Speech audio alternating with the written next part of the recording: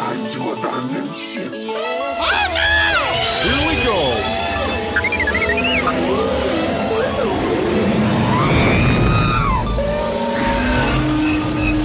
Can I persuade you to join us for a drink? It's a tradition. Here, here. Jar Jar, homie, my main man, quickly. Before the Separatists attack, get into the escape pod. Hey! This is escape, then we're the pod.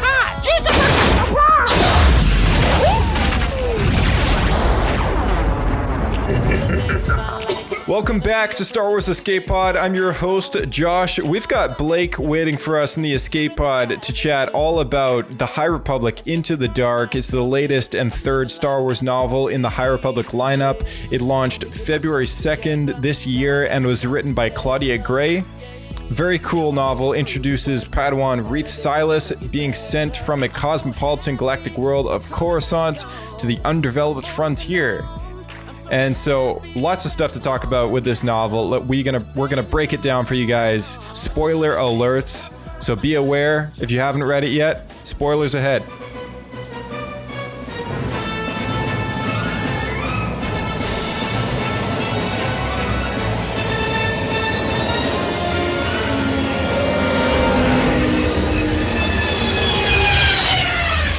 Another happy landing. All right, we have a very interesting novel to chat about here, sir. That we do. It's the big release of Claudia Gray. I know you and I have both been looking forward to this one above the other two so far. So she did such a great job with Lost Stars. Just needed to see what she was going to do in this new era. Yeah, exactly. Interestingly enough, I mean, we were just looking at the rating system that UT&E has going on, which is a well-known Star Wars book reviewing and kind of dedicated site to look up anything about any Star Wars book. And they've given Lost Stars the number one of any Star Wars book they've ever read, which is quite the compliment. That's written by Claudia Gray. So this one I've always been kind of looking forward to because it had a bit of an edgy vibe about the title, and it was a Claudia Gray novel, and prominently featured was a pretty sweet looking Jedi with very similar hair to mine. So I was like, you know what, this is gonna be a good story. Yeah, that was kind of my thoughts too going into it. I knew if it was going to be any more close to Lost Stars, we're in for a good story. Oh yeah, for sure. Or where do you want to start? Should we just let's just read through this the publisher summary, and then we can maybe talk about some of the characters and then go through the story. But just a fair warning to everyone who's listening at the very moment. Spoilers ahead.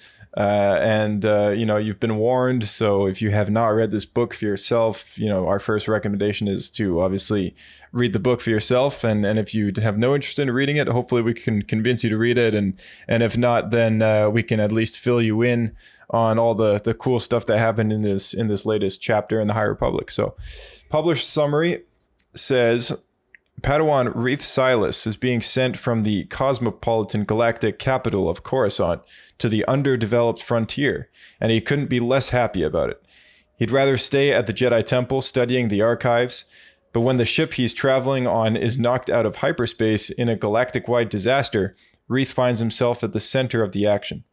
The Jedi and their traveling companions find refuge on what appears to be an abandoned space station, but when the strange things start happening, leading the Jedi to investigate the truth behind the mysterious station, and a truth that could end in tragedy.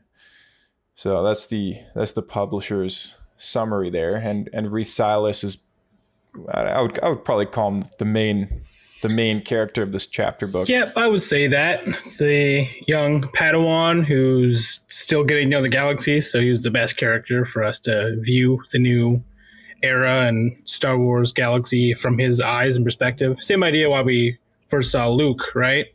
It's kind of the farm boy who is getting to know everything, so we can really see everything through his eyes. Right.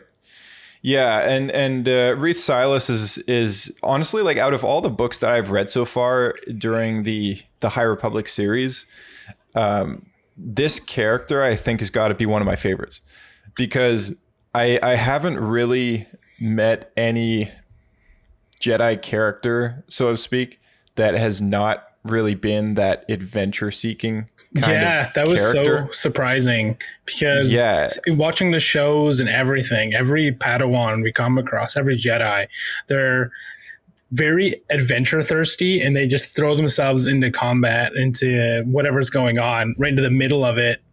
Because probably not only they seek adventure, but also because they're one of the few people that can actually handle to do something like that. And I think they get it kind of a thirst for it, becomes an addiction. And that's why this character I thought was actually so interesting, because he would rather be just reading through old archives and holocrons. He wants to probably aspire to be the next librarian of the Jedi Temple.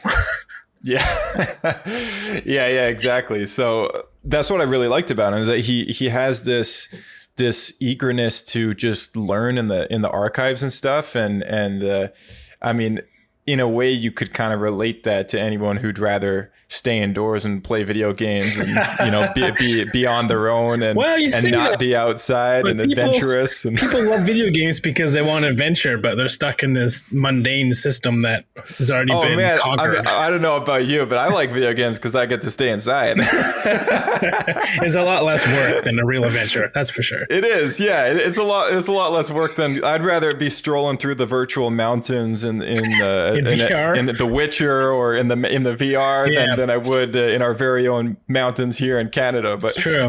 Plus Cheetos and Mountain Dew. Right. Yeah. You get unlimited snacks from the kitchen, from the fridge, all that stuff. That's true. Yeah, that's your point. Reath Silas, a relatable character. Yep, can definitely agree with that. I would say the character I went back and forth with the most, I went in with very low expectations, thinking it was going to be quite awful, and then was quite surprised, I guess. The character I'm alluding to is Geode. Where we caught wind that there's a character in this novel who is just a rock, and in the novel he is just a rock essentially, and I went in expecting that to be kind of like this really cheap, annoying tidbit of the story. This thing that just keeps coming up and is annoying, but Claudia Gray, being the great writer that she is, was able to take a character that's a rock and actually do something pretty fun and creative with it. So it's more or less played to the reader through the entire book until the very end, where you don't know if it is a real creature or just a rock. And it kind of plays everything both ways, where whoever's interacting with Geode is reacting to Geode, assuming how he would react. So it leads you to believe, are they just making it up? Or is this real? Right. And that's something you don't find out until like the end of the book, where the last chapter. Yeah, it's like it's confirmed at the very end. Spoilers ahead, everybody. It's confirmed at the very end that he's actually this sentient being that it's just almost like I think for the character of Reath Silas, as the story goes on, as he's spending more time around this character, he constantly doubts his ability to sense the Force in this, what everyone believes to be this living being, which is essentially a rock. And at the very end of the story, he kind of overcomes that milestone or that what's the word I'm looking for here? Like I guess overcomes the I don't know, just preconceived conception of what a sentient creature is. Yeah, and he sort of unlocks that perception in the Force to sense the life force in this rock that's like that making him sentient. Yeah, because at the beginning of the book, when he first meets Geode, he tries and he can't sense anything, and then at the end, the last chapter, he senses something. So I mean, maybe he learns, or maybe we could find out that this new rock species can actually cloak their sentience. Yeah, well, something that I actually did like about because I mean the fact that they had a rock character through their book didn't bother me that much, but what I liked about Geode was that they had all these funny little quips as to like It's like, this character, he walked into the room and said something to Geode, and then Geode's reply was none other than Stone Cold or something like that. That's what I was alluding to with Claudia Gray being really creative with it. Yeah. Oh yeah, totally. My favorite is when right after they meet and the main character turns around on the ship, the vessel. He just turns around and Geode's just there, and he's just really startled, and he doesn't know if someone pranked him or not. Right. Yeah, it's like, who would move this rock all the way? And I imagine this Geode character to be a large pretty rock. big rock, Yeah, like a rock maybe up to my chest or something, and just kind of an oval shape or something like that. Yeah, I bet you look kind of mountainy, but a rock's a rock. Yeah, totally. Yeah, but I mean, and the fact that you never hear him move. It's always just he's somewhere else now, and just silently levitates away. Right. Yeah. That's what I thought he was quite a comical character after a little while. I have a quick clip here we can play of the introduction of Geode if you want to play it. Oh yeah, go for it. All right. And this here, Leox said with a grin, is our ship's navigator, Geode. Standing in one corner of the cockpit was a rock, about as tall as and slightly wider than Reath himself, dark gray with rounded edges and a flinty, flaky surface. Impressive, as rocks went, but still, it was just a rock, wasn't it? Reath frowned, sure this was some kind of weird joke. He's a Ventian, from Vent. Leox lazily wrapped an arm around the rock's shoulders, just like anyone would with a friend. Geode's a nickname, by the way. Turns out you can't pronounce his name correctly unless you don't have a mouth. Reath tried to parse that and failed. His main consolation was that Dez and Master Comac looked as confused as he felt. So I think that's a good little introduction to Geode. Because that's a great little clip. You learn in that clip exactly kind of how they react to Geode and how everyone who already knows him interacts with him. They kind of just answer everything for him like he answered it. So it's you don't really know if they're playing a prank or not. Right. Yeah. That's a great little clip. Thanks for saving that, because that's exactly how it's depicted as a character throughout most of the book until he finally reveals himself as something. Yeah, exactly. So next character, I guess we can probably say something about is Comac Vitus or Vitus. Jedi Master?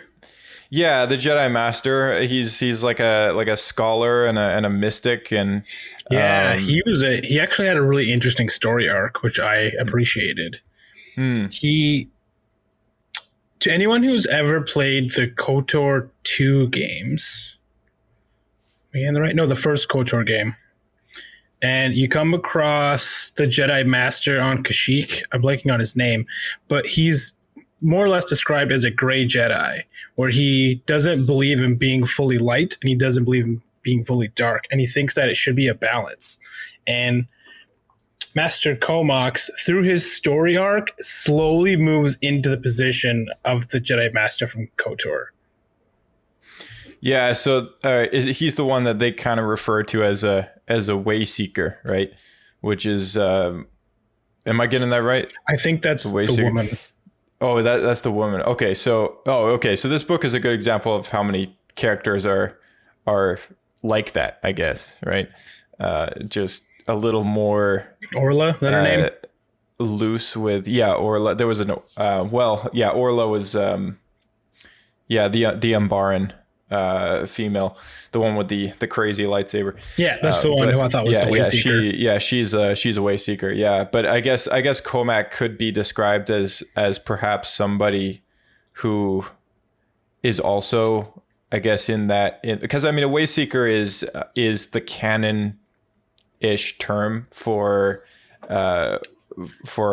essentially what a gray Jedi is, in a way, like someone who isn't all about following the Jedi council's orders to the letter. Right. They're more kind of a bit of a rebellious Kind of nature. Qui-Gon-y. Yeah, Qui-Gon I think would have been considered a way seeker in a way, except he did still have some strong ties with the council, but he didn't always do what they wanted. Right. But he was maybe a way seeker in the wrong era.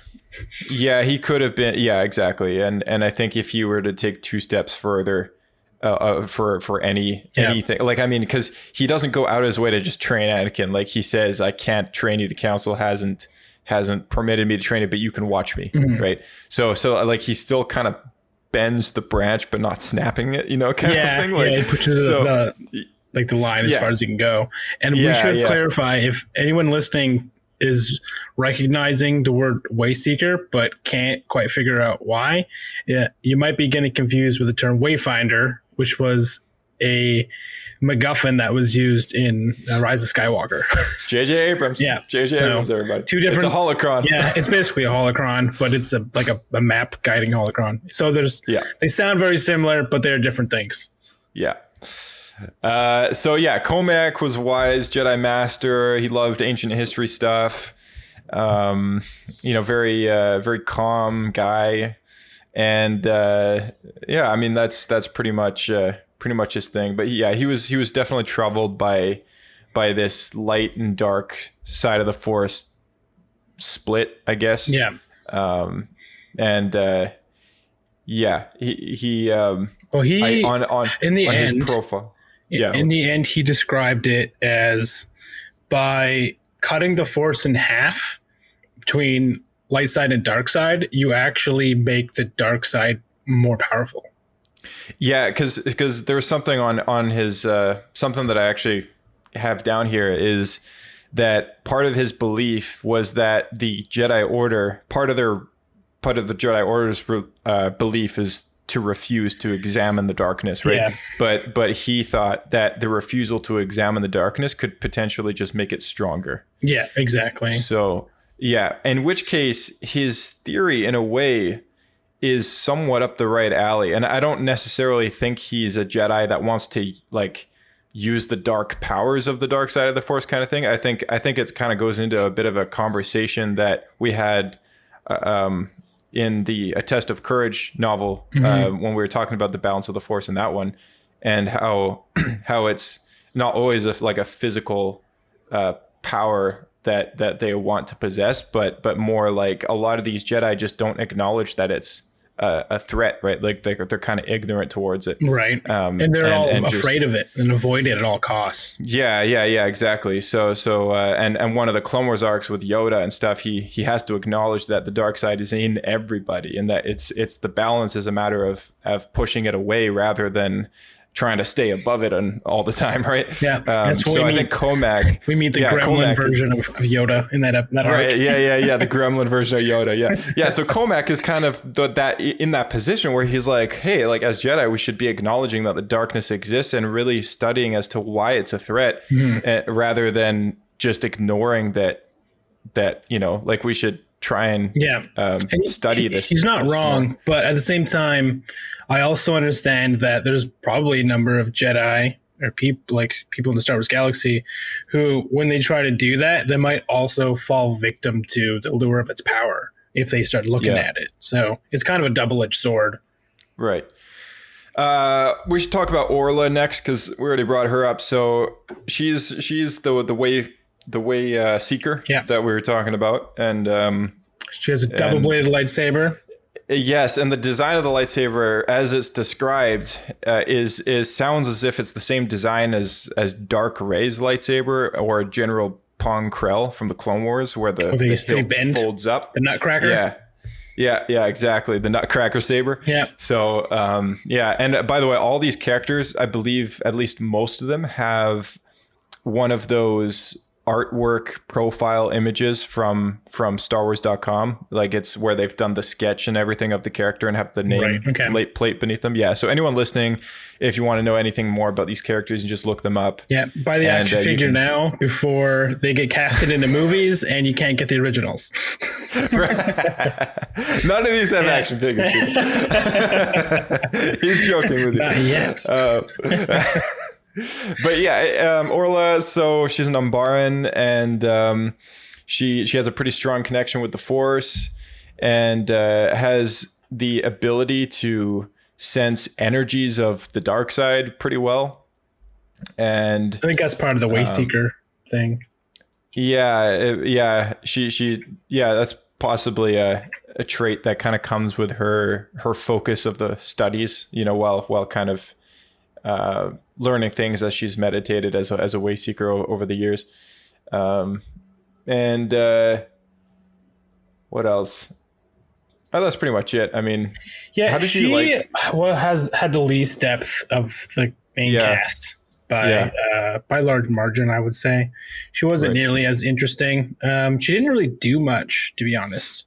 I think they were just setting up her character, and she might play a more prominent role later, but I could see that. She was mostly there just to kick butt with her lightsaber, but she didn't actually really do much story-wise. No, kick butt, look awesome. That's it. That's right. It's an important job.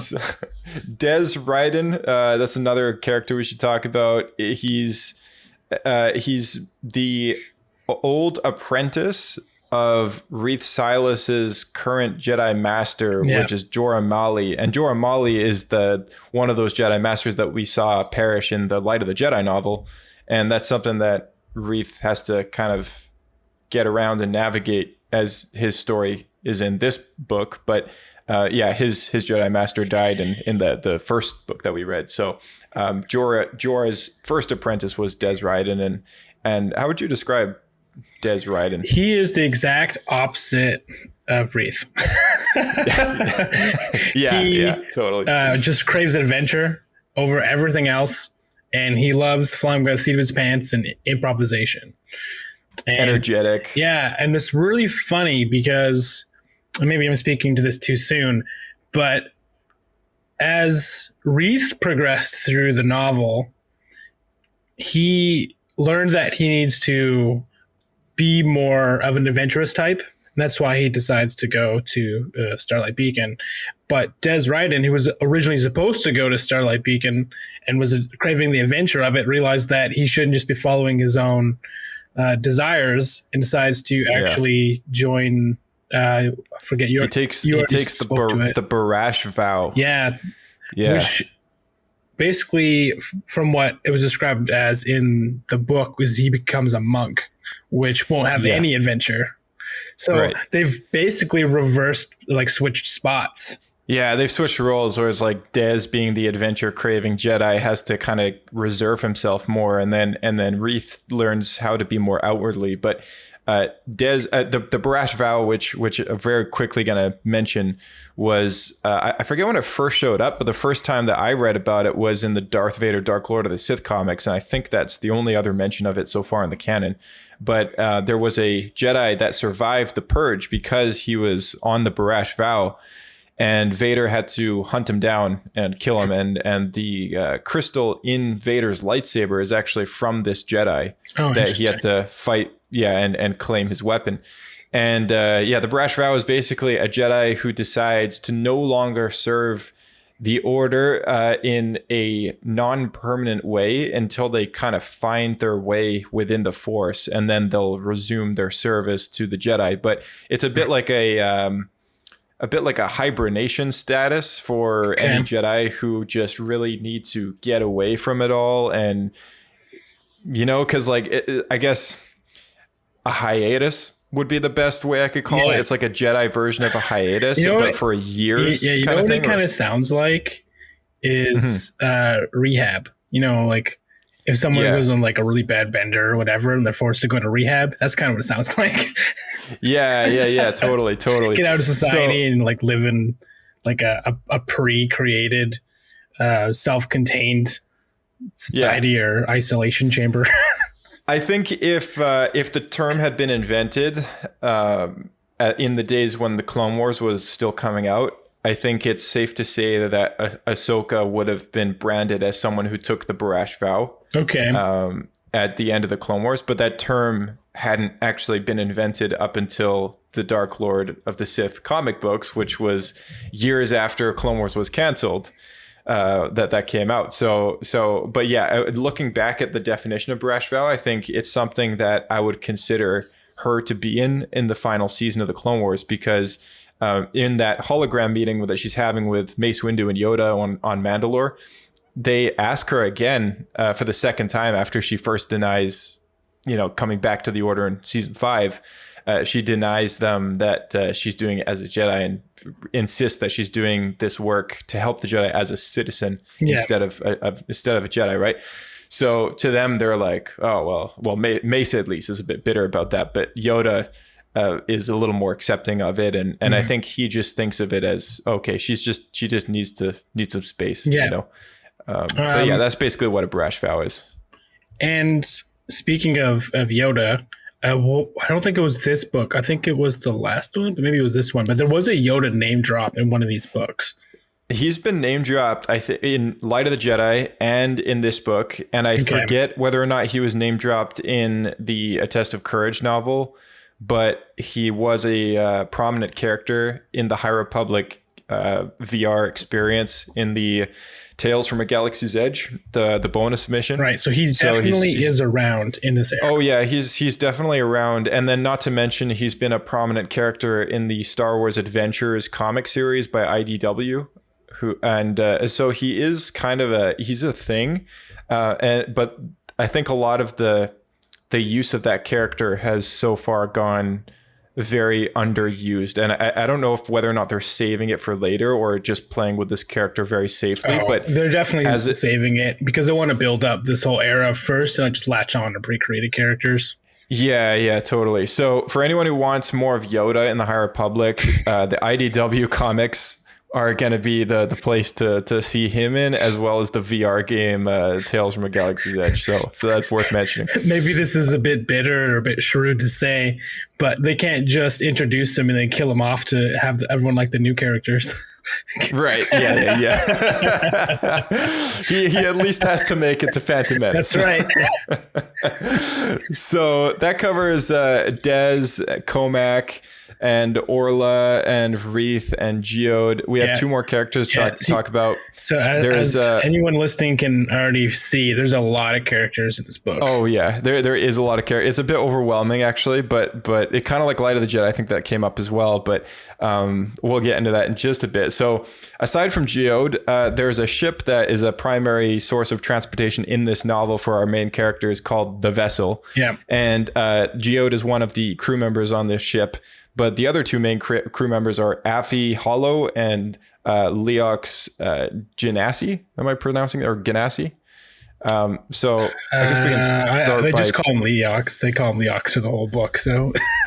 Oh, okay. All right. I don't remember the last name. Let's start off talking about Leox because there's a little less to talk about there. So they're all a part of the Bind Guild, which is how would you describe the Bind Guild? Like a it's kind of like a trade federation sort of company, not as nearly as big as the Trade Federation, but think like a small scale version of that. It's like they transport stuff. It's like a transport company. Maybe think of it as maybe Greyhound, something like that. Right.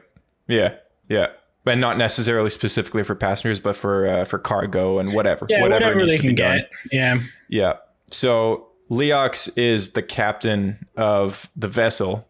And he's like I don't know, middle-aged guy, kind of scruffy and fairly laid back and pretty chill. Did you listen to the audiobook or did you read this? No, I read it. Okay, because in the audiobook, actually it was him that was speaking in that quote I played.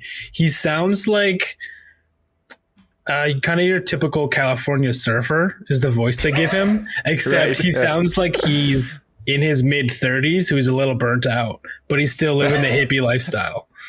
Yeah. So, and it really added to the character for me. So, props to.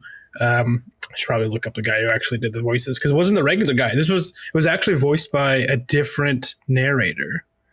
Oh, interesting. which I was very surprised by. So it wasn't Mark, what's his face, that normally does it. No, it was a different guy. Of course, as soon as you want to look at your menu, it doesn't say anything. But I was quite pleasantly surprised by it because, there's been the one guy, Mark, who's been narrating every single Star Wars book up till now, even in the 90s. And so having a new person step in, I was a little bit concerned about it.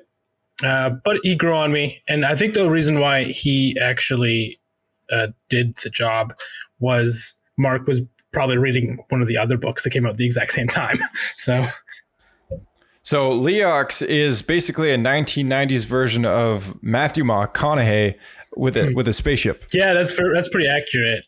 Yeah, and I got his name here is Dan Bittner, and he did a fantastic job. Now that you've described it as Matthew McConaughey, like that's what he was going for, and it really added a lot to the character. So I'm very glad I got to listen to that. It was a lot of fun. I quite liked this character actually. He was an enjoyable character to read, and I'm sure he was an enjoyable character to listen to on the audio as well. Yeah, he was probably maybe I shouldn't say favorite character, but as far as his personality and his quips and whatnot, I would say he was a character I was drawn to probably the most. It was really interesting. Yeah. I thought when I first started reading this, I'm like, oh, this is gonna be Tanner's favorite. Yeah, it was so good. Yeah, exactly. Yeah, I always liked the scummy guys or like the burnt out people. Yeah. the laid back ones, right? Affie Hollow is the final character. She's Leox's co-pilot on the vessel and operates with the Bind Guild as well. And she was the adopted daughter of the leader of the Bind Guild. And she helped transport the main characters through the story through the events of the story. They're going to the Outer Rim, and then they ended up in the middle of the catastrophe that's in all the books. Yeah, and there's really not much about her character that was super notable other than that she has her own arc where her backstory was the interesting part for her, for sure. Yeah, her backstory was more interesting than her actual story through the novel, and it was only the very end of the book that I was more or less interested in her character, whereas her I'm going to skip over the details for now, but just her journey through the novel just wasn't the most interesting to me. And anytime that she was on her own doing her own thing and stuff, I was like, okay, come on. Right. I didn't mind it just because I actually really enjoyed her backstory, and I thought the predicament she was in was really interesting. That's fair. Yeah. I know this is probably very confusing to anyone listening right now, but it'll make sense when Josh is ready to talk about it. Right. Yeah. It's just, I don't know. For me, it's just like, I really liked Reath Silas quite a bit. So anytime it kind of went away from that character, I was like, all right, let's get back to the main thing. But anyways. I felt that way too, but in regards to that side story with the kidnapped people. Yeah. Right. Yeah, that was another thing. So through the events of this book, there's flashbacks. Oh, they're flashbacks. Happen. And they're flashbacks. I'm so confused. I had no idea what was going on every time I went back to that. It would and I'm just like, what is happening? It was about six or seven interludes that have been sprinkled through the book, and they're all very short. And it was the story of two Jedi, one of them being, it was 25 years past, and the events took place. I think it was, I forget the name of the Jedi. And then I think the other one was it Kovac or was it somebody else? Yeah. Comox. I think it was Kovacs and Master, was it Master Simics? There was another guy who was Kovacs' master in one of them. Yeah, Simics. Yeah, Simics and Simics and Comac. Yeah, so 25 years ago from this story, Simics was Comac's Jedi master, and they have this minor adventure that they go off to basically rescue some kidnapped monarchs on a planet somewhere.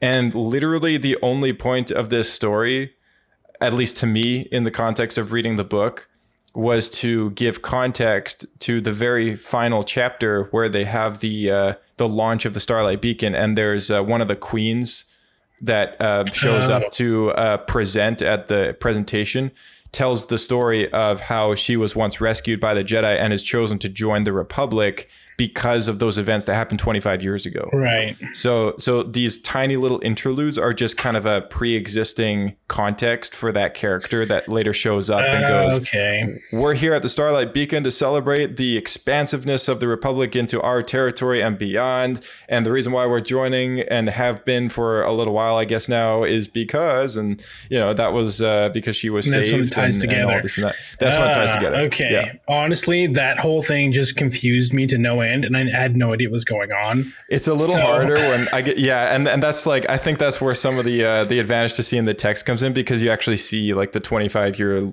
before. Oh yeah, that didn't thing, right? Yeah, maybe I just missed it, but I don't. I don't know if they read that off or not. So all of a sudden it was just a new chapter. So I thought this was happening at the same time, and maybe they were on the station, and they were going to be rescued. Okay. And so I'm just so confused. And so okay, maybe it was an audiobook thing. Yeah, so that was pretty much it. Yeah, so just a fair warning there if you listen. That's the context of those little random pieces and bits. Okay, so let's get into the actual story now. Do you want to just take a couple minutes, just like kind of recap general sense of the plot, like where the characters are going, why? Just the intro.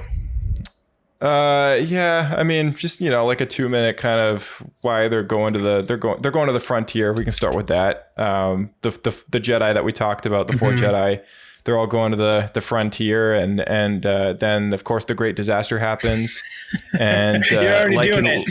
Like there you go. Yeah, so you want to keep going. Yeah. Okay. I guess it kind of opens on Reath, and he is dealing with his master, and she thinks that he has been spending too much time in the Jedi archives and thinks that he needs more adventure. So she actually signs up both of them against what Reath would prefer. She signs them up to go to Starlight Beacon and start helping out there. And they go to a cantina, classic intro to Star Wars book. And that's where we meet most, if not all, of the other cast. And from there, they get on the vessel and they take off into hyperspace when the event happens. And there's debris everywhere and everyone's forced to jump out of hyperspace. And I thought that was a really actually cool part of the novel. And this ties with the other novels as well, where it really feels like this one event is happening across multiple regions. Yeah, like we keep it's affecting the whole galaxy, because now this is the 3rd novel that's overlapped the same time slot. Yeah, weeks before the Starlight Beacon launches, and the great disaster happens. Hyperspace is going red. Yeah, to signify something's going wrong. I don't really know why it's got to be red, but right. And I like that a lot because it shows that it affects everyone, and there's thousands of stories that all came out of this one thing, just like the real world, which I really like. Right. Yeah. So they're forced out of hyperspace, and they realize they're in the middle of space, and there's nothing for light years around them. But there's a number of other ships that also happen to fall out of hyperspace in the exact same spot, which to me was probably the most interesting part, because if they're in the middle of nowhere, how did all these ships happen to be in the same spot? Anyway, they decide to increase their scanners to max range, and they happen to find the space station. Yeah, a Maxine station. A Maxine station, right. So, but it's been abandoned. This abandoned station. Just a side note, this Maxine station had popped up in last year's The Rise of Kylo Ren comic by Charles Soule, and it was used during the days of the First Order as Snoke's hideout place before Ben turned to the dark side. So if you want to see a visual reference as to what the station looks like, you can read The Rise of Kylo Ren, and you'll see exactly what the Amaxine station was kind of like, which is described now in this book as well. I think it was described kind of as a donut shape. It's like so there's like the rings around it, but then in the center is this hexagonal transparent glass ball, which is like this is the core, I guess, which is where they have this giant like greenhouse thing. Yeah. Anyway, keep going. So they realize that the sun in the system is about to have some solar flares. So if they stay in their ships, they're all going to get fried. So they decide they're all going to dock to this abandoned space station and they put out the broadcasts to everyone else in the area and all their ships. So they all dock, and they're going to all put all of their supplies together and try to survive.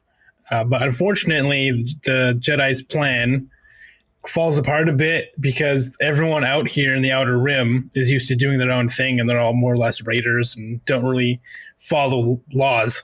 So most of the people just started looting the space station and they're all forced to round them up and try to make everything work. And one of the characters that we meet is, I'm blanking on her name, but it's Nan, a young girl.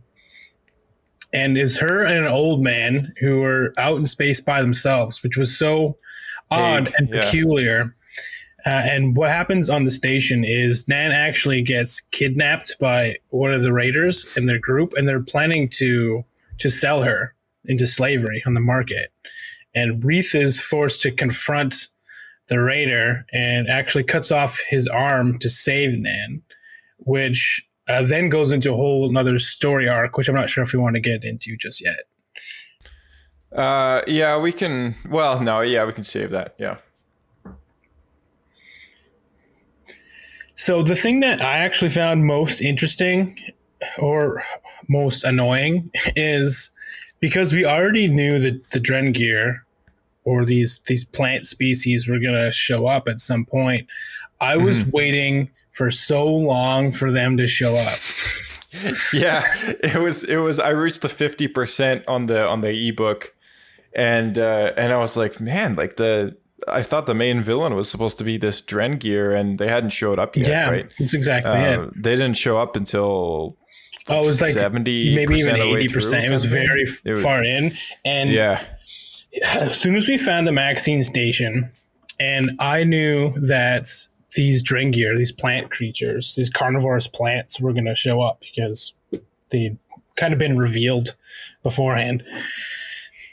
And I had expected on this station to get a very spooky, like they're all around you, but you can't find them sort of storyline. I thought it was going to be very much like a Death Troopers kind of adventure. And it was not, unfortunately, which made me really sad because I thought that would have been really cool to have like a horror kind of story. That's what I was. Yeah, that's what I thought it was going to be too. Take place on this abandoned station. Like it's the perfect setup for it, and it's always so much fun. And they didn't do it. That really bothered me a lot. So to me, that's probably my biggest gripe. That's the same for me. Exact same for me. Yeah. So the reason why I brought this up now is because the rest of the story starts going towards the Drengir.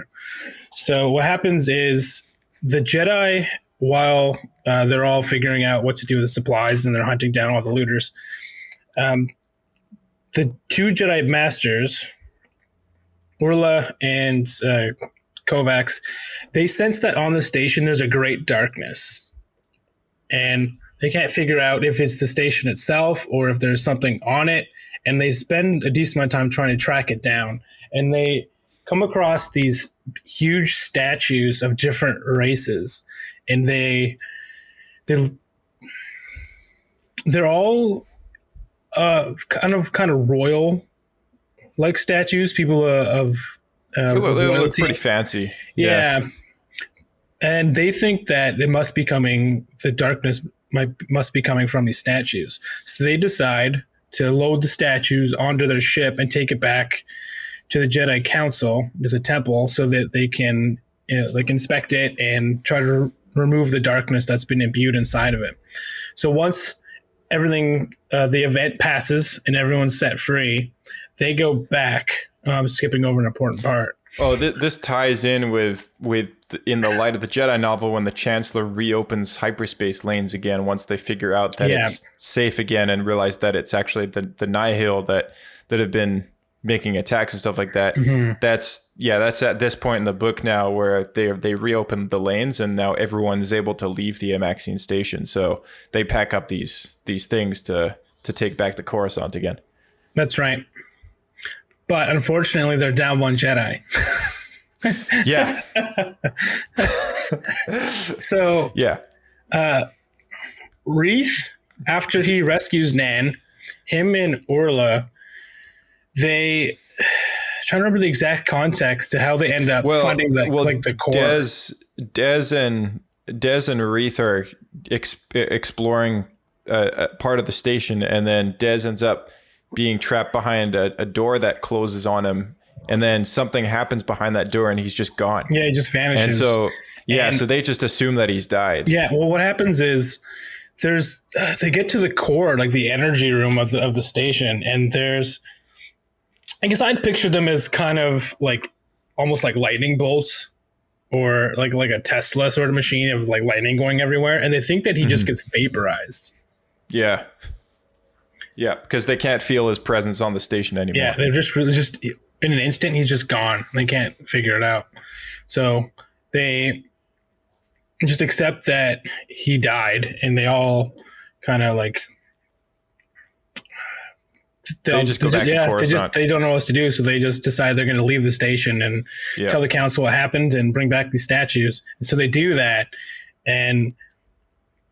Yeah, he's put up for dead. They just accept that. Jedi Council writes it down, and they go on to these statues, and they try to take the darkness out, but they realize that there's no darkness in them. Well, there's one really interesting part about this moment where they're tinkering with these statues, because there's something within the canon that was first invented during the Clone Wars, which never got produced into an episode. It would have been in one of the Ahsoka arcs that never got made. But the concept of having a Sith temple or a Sith shrine or whatever beneath the Jedi temple was manufactured by Dave Filoni during the Clone Wars. And then that concept made its way into the canon from the Tarkin novel and then kept going. And now it's been rolled out as a piece of context in a few different Star Wars stories here and there. And this was the next kind of context that they brought in, because the Jedi are aware of the fact that there's this... almost like this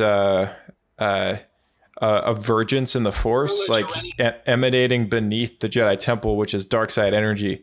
And so over the thousands of years or whatever it's been, the Jedi Temple has actually been built on top of this dark place on Coruscant. And they actually store some Sith relics and stuff down there and kind of keep it buried. So almost like a exorcist kind of thing, they bring the statues that they took from the Amaxian Temple down to that room to then kind of purify them with the Force. But then they realize these aren't the first things that they've done that to either. This is just what they do in general. It's out of practice. If they find something in the dark side, they'll bring it to the basement of the Jedi Temple where this old Sith temple was, and that's where they'll try to cleanse it. Yeah, and then that's where they realize that the dark side is actually not emanating from those statues, but rather the statues were preventing the dark side from escaping on the Amaxian station. Yeah. Yeah, that's exactly it. And Master Kovacs, he comes to that revelation. He goes to the council and says they need to go back and place these things back and the statues back. And the council says, no, we have more pressing matters. And they don't want him to go. And Reath, he finds out that his master died in the final battle, fighting the Nihil, which was in the other book. Yeah, the Light of the Jedi. So he's now a Padawan with no master, which I found very interesting because that's now 2 books with Padawans that lose their masters and have the same ending. Yeah. Out of creativity. Right.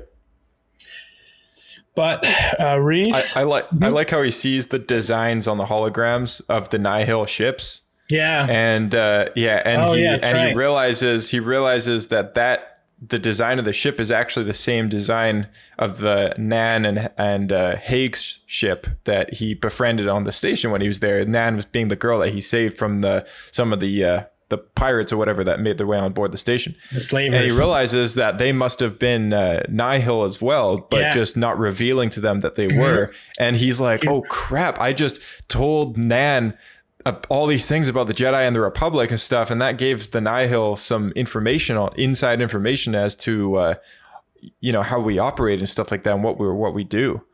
So he feels really guilty about that, and then that's when he brings it up. He's like, "Hey, we got to go back to the station because we got to take these guys, and arrest them, kind of thing, because now they know something that they shouldn't." So that's I really like that moment. It was a cool twist. Yeah, Mr. Hero realizes that being a friendly, open person isn't always the best idea. Yeah. So he hopes that by going back to the Maxine station, that Nan will still be there, and he can right the wrong that he did and stop the Nihil from getting the information about the Jedi. Mm-hmm. So they go back to the station, and that's when they run into a bit of a problem. They go against the Jedi orders. The Jedi Council orders. They rehire Leox and Affy and Geode and the vessel to take them back to the station, but they run into the issue of the Nihil being they have like a big massive ship now. They get a capital ship there now. Orbiting the station, yeah. So they're like, okay, we got to sneak in. Yeah, and that was kind of funny because they realized that the Nihil don't have good sensors. So what they do is they just stay the exact opposite side of the space station and just kind of counter orbit so they can't see them. Just like hide. Yeah. So I got a lot of New Hope vibes from the fact that our characters in the story have a narrative of having to sneak onto this space station and yeah, it was well done. I kind of got almost 2001 Space Odyssey, but it's a heist. yeah, totally. This is where it kind of got weird though, because mind you, we're this far into the book we've described, and we still haven't seen the Drengir. Yeah, so to quickly kind of summarize the rest, because a lot of it's kind of actiony after this. They get aboard the station, they get the statue set up in place again, they do some crazy stuff with the Force, they bring up the seal again, which wait, I'm kind of skipping over something. Mm-hmm. They so in their absence, I guess, the what is it, the Drengir have like already come to life? Well, it's interesting because the first time we meet the Drengir is actually when Reath, he tries to find Nan, and he ends up going back down into the tunnel, and he falls himself. He falls himself in, and what happened to Dez. Thank you. Happens to him.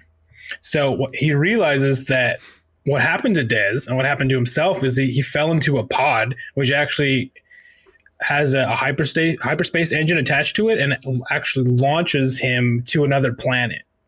Mm-hmm. So he inadvertently gets sent to another system in the galaxy. I thought that was kind of cool because this is the first kind of, I mean, the fact that this Amaxian station is ancient technology from a civilization that just doesn't exist anymore. But I like the idea that there's a station that has all these, not escape pods, but like hyperspace pods where you get into this thing and it's just like, boom, like you're on another planet. Yeah, and it just basically shot you like a rocket. It is efficient somewhere else. And I'm glad they expanded on it a bit, because the first thing I thought of is, how is this possible? Hyperspace engines are huge. And then I was thinking to like the Jedi starfighters from episode 2, and they have to have an entire other engine system to launch to get to hyperspace to their starfighters to get across space. So how are they going to fit that into this little coffin? Yeah. But then it is explained. Thank you, Claudia Gray, for trying to stick to the canon with this. Attached to the coffin is just a giant engine. Yeah, and these are, I guess they must be big enough to hold a few people, because some of the Drengir actually Yeah, I think skipping ahead a bit, I like think it's make their way aboard elevator one. sized, roughly. Yeah, it must be. It must be like elevator size. Yeah, just like a little escape pod size thing, but then with a giant thing on the back, I guess, that propels it, through hyperspace. But the implications of what this was created for, I thought was super interesting. Yeah. Do you want to get into that? Yeah, sure. Yeah. So we find out actually almost immediately after this scene, because Dez lands on the planet, and he is immediately confronted by the Drengir, which are carnivorous plants. You can kind of think of them as Groot, but they are bloodthirsty and want to eat anything that's a humanoid. Yeah, and made of vines and stuff like that. Yeah, so they're kind of Grooty, and they can like expand into roots and stuff, but they're venomous is one thing. Yeah, and just to kind of interject to this description of the Drengir, I really didn't like it. I was it's weird. I don't know about you. Yeah, because I pictured them as like plant people. Yeah. And whereas the first visual description that I had of the Drengir was, if you actually look up Drengir, it's spelled Drengir.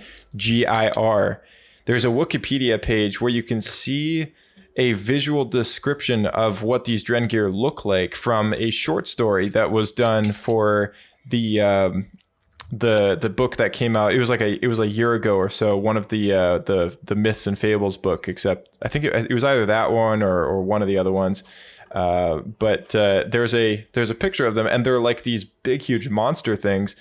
And then there also is an official High Republic concept art that they launched for the Drengir, which is also, it's just like this green beast with all these like tentacles coming off of it and everything. And this like, yeah. And I was like, oh, those things must be huge. Like they must be like 9 feet, 10 feet tall maybe. And just like big things. Like a tree. Yeah. But, and they were also indirectly also mentioned in the Rise of Kylo Ren comic, but it was a very strange thing when I came across them in the book. I was like, oh, the way that they're being written, it just didn't sound like they're that scary, and they talk. They do which talk. was the stupidest thing. I think I really didn't like that. I didn't like that they could talk, because like I thought that it was gonna be. Well, yeah. I mean, like really I thought that Geoed. it was. Right. Yeah. I mean, I thought they were just going to be like these monsters, right? Like just these like, plant-based monster things that are created out of dark side energy that just like eat anything, right? Like I thought that was what it was going to be. And, maybe like a Death Trooper style zombie. It's like you can't communicate or talk to them, but they just have no sense of whatever. They just go after you kind of thing, right? And I thought that's what this was going to be, but it ended up not being that way. They were actually they're like a civilization of sentient beings that just want to eat people, and they actually also want to conquer everything is what they want to do. What's funny is they want to conquer, but they don't have space travel. Yeah. So, yeah. I don't know how well that's going to work. It was as if Poison Ivy made an army worth of plant people that tried to take over the galaxy or something like that. Poison Ivy from Batman. Yeah, is what I'm talking about. No it was technology. like, it reminded that. Right. Yeah. It's funny because, especially looking at them, it feels like something from the old EU, but one of the things that you would throw out when you got rid of all the non-canon. Yeah. Which is kind of funny. That being said, the very first image that shows up on like Wikipedia, that looks more like a painted artwork. That Drengir looks really kick-ass. I think that looks awesome. It's pretty sweet. And they also have shown up in the comics now as well. Okay, yeah. And I think they're going to start showing up all over. And I don't know if I'm going to like that a lot. They seem like a side villain, you know what I mean? Which they might be, because I feel like the Nihil are going to be the main enemy of this era, and then they're probably going to be something else that just shows up. So a good way to think of it actually is when you play the Halo games, you're fighting the Covenant, but then the Flood just shows up. So the Drengir are the equivalent to the Flood. Yeah, that's a good way to put it for sure. And I do like the visual artworks of them. Like they look really scary looking. Yeah. It's just the fact that they can talk really kind of took away from their level of viciousness. So you thought it'd be more like Alien? Yeah, I thought it would be more like Alien, where it's like there's these monstrous beings made of plants, and they're just creatures. Like they just go after you and just eat anything, or consume whatever they can find as far as meat goes, and living beings and stuff. Yeah, and that's probably what I would have expected originally as well, honestly. Yeah, kind of like I pictured like a really big, monstrous, ugly fly trap with like tentacles and more other stuff. For that, it's a plant. It doesn't talk, but it does its thing, right? And that's what I thought these things were gonna be. But when they started talking, I was like, oh, it just kind of took away from the level of viciousness a little bit. But anyway, I don't want to like linger on it. But that was one of the things that kind of. No, that's fair. I was a little tilted after that. That's fair. But what's funny is what you were just mentioning, or like how you thought they would be created by the dark side or by Sith. Actually leads directly into what I was going to talk about next, which is we find out that the pods and the station were actually created by the Sith to conquer. And the statues they put up were of the different races that they successfully conquered. And what happened was they were trying to conquer this new planet that the Drengir were on, but the Drengir actually defeated the Sith there and pushed them back onto their station. And the Sith that created the Maxine station were forced to imbue the statues to use the statues to actually stop the Drengir from, I guess, being like physically active and put them into stasis is what it did. Yeah. So then they're just plants. After that. So they couldn't move or think or anything. So it just looked like any other plant. But I was surprised that the Drengir actually defeated the Sith and forced them to abandon the station. Yeah. I liked that actually. I thought it was kind of cool, and also alludes to the fact that this was during a time where there was many Sith, and a lot of them could have been very much incompetent and maybe way less skilled than the rule of 2 Sith that we're used to. Yeah, because it would have been old Republic times. Yeah, thousands of years ago kind of thing, right? So I did like that. And it also explained why the statues were emanating dark essence, right, through the Force, because it's something that the Sith had set up as a safeguard. Yeah. That being said, the Drengir themselves are very heavily influenced by the dark side, and the Jedi can sense the dark side coming from them. Yeah. And when we meet Dez again back on the whatever planet. Yeah, they never named the planet, but the planet that the Drengir are on, we find out that he has been actually essentially enslaved and interrogated. Yeah, kind of mentally possessed a bit by toxic poisons from the Drengir. And dark side energy, which you find out at the end, which the Drengir have been doing to him. They've been interrogating him, trying to figure out how to get back to the station so that they can... Yeah. And to skip forward a little bit, I mean, part of him taking the brash vow is also because he feels as if in that process, his connection to the Force had been severed a little bit. No, he said that it was severed. The Drengir severed his connection to the Force, and he needs to rebuild it. Yeah. So that was pretty crazy. I was like, wow, that's so these plants next level stuff. These plants are pretty strong. Now, this alludes to my theory. Luke Skywalker. No. Can we cut off from the Force? It kind of, I think back to that trailer that multiple times we've had discussions as to, in the trailer for the High Republic, they said something as far as one of the challenges the Jedi need to overcome is for the allegiance of the Force itself. So this now might be a reference to going back to that trailer where I think Bryce and you and I were all trying to speculate on that last line in the trailer for the High Republic books, going like, what does that mean? Like the allegiance for the Force itself. And it's possible that these Drengir now have the, if they really truly have the ability to sever a Jedi's connection to the Force, then, maybe that's something that will be a threat going forward, right? Maybe they'll do it to these plants, then they'll all die. I mean, maybe these plants have the ability to do that to the Jedi. So, I mean, they've got the Nile on one side, but on the other side, it's like, okay, they got these crazy plant things, but it's like, if they can take our powers away, so to speak, like, And they're or left at least vulnerable to affect, the Nihil. yeah, at least affect our connection to the Force, then I mean, that's a even greater danger, because then the galaxy has no heroes anymore. So. No, too true. So yeah, let's keep walking through the story. There's a little tiny bit left to go through now. Yeah, well, Reath manages to save Dez. What's funny is they're actually forced into a duel. So the Drengir, they have enough influence over Dez that they actually force him to duel Reath. But Reath is able to defeat him, and he disarms him. And at that point, it's more or less accepted that Reath has won, so he's kind of won the allegiance or the life of Dez. So they quickly get back onto their pod and get back to the Maxine station. But unfortunately, right as Reath's plan is brought into fruition, he finds out that the Drengir have prepared a second capsule or a ship, and they're heading straight back to meet them at the Maxine station. Mm-hmm. Yeah.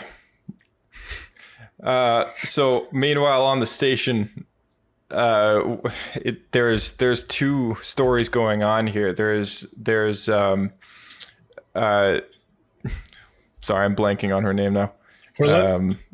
Orla? No. Oh man, I didn't type down her name. Affy. Sorry. She was the one character I didn't write her name down.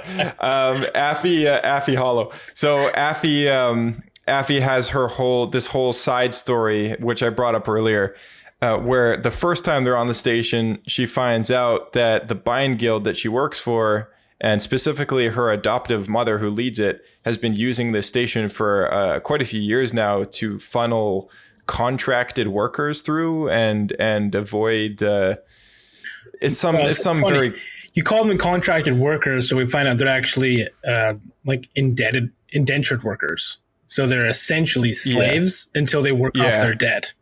Right, indentured workers. I guess that's the accurate way of putting it. Yeah, for sure. So I don't know. I just didn't really like this part of the story. I just found it a little boring, but really, because I just didn't really care about the Bind Guild too much. No, it's fair, but I mean, it's showing that in the Outer Rim there really are no laws. Yeah, because it's even though slavery is illegal in the Republic, it's still done in the Outer Rim a lot, and a lot of the people who run it in the Outer Rim live in the core and just get away with it. Yeah. And that's more or less true. what we learn actually happened to Affy. We find out her parents, they were indentured workers to her boss and soon to be stepmother. Mm-hmm. And what's the name of the woman who owns the her name was started with an S. There's so many characters. there are so many characters, man. Well, we find out that she actually sent Affy's parents to the station. Scover, that's it. Scover. Scover actually sent Affy's parents to the station where they died. And Affy realizes this because she actually finds the codes to her parents' ship on the station. It's like written on the wall, as well as some of the Bind Guild's codes. And when she gets back to Coruscant, she hacks into Scover's information and finds out that Scover sent her parents there. So now she is stuck in between being the heir to the Bind Guild company through her stepmother, Scover, but her stepmother actually sent her parents to their death in the first place. So her allegiance now is tied. And so with finding out that her stepmother and the owner of the Bind Guild, this person who she really idolizes, she works in the slave trade. Secret. And that conflict, that's when I started seeing, okay, oh, this is getting a little more interesting, is like when she finally had all the information she needed after this whole station bit was over. At the very end of the book, when she comes face to face with like, oh, do I turn in my stepmother and she gets arrested, or do I just leave Just it be? go with it, and now I'm an accomplice kind of thing. Yeah, but she'll also be well off because she has to choose between the moral high ground and just not saying anything and becoming really wealthy and owning this giant company.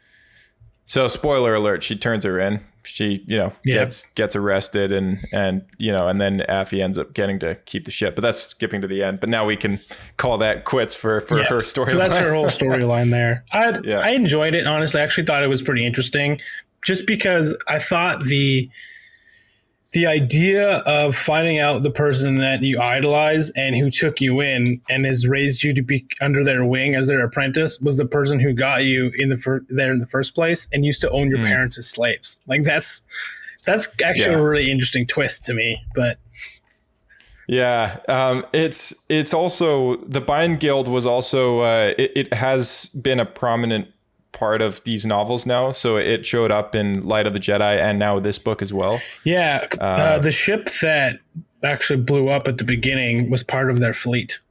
So that's kind of how these characters like Leox and Affy have a more of a more ties to the Great Disaster than I guess some of the other characters because they have coworkers and stuff that have been killed and so they actually know people directly related. So we're back at the Maxine station right as the Drengir show up.